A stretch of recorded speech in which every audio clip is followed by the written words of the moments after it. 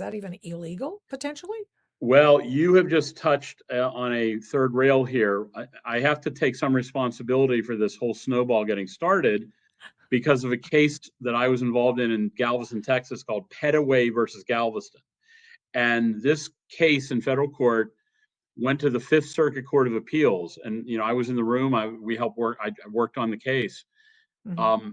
And it struck down, or I should say it redefined what this is really super complicated law, so I'm trying to simplify it.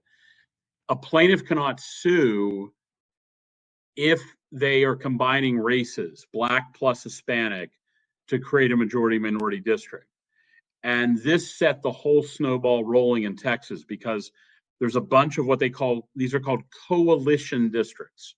They're coalitions between Blacks and Hispanics to basically create a Democrat seat.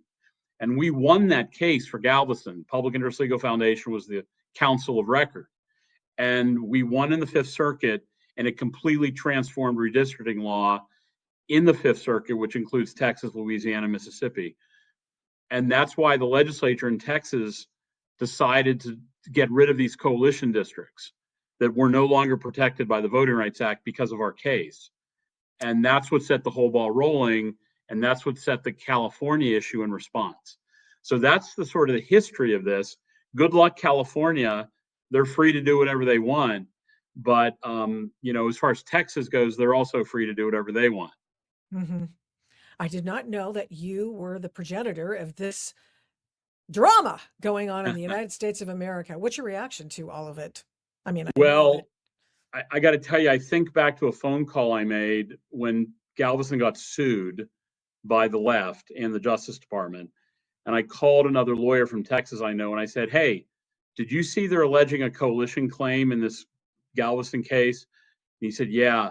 I said, let's kill it. Let's try to find a way to kill coalitions out of this case. Well, it turns out they had already had lawyers, so we weren't even involved in the case for the first year.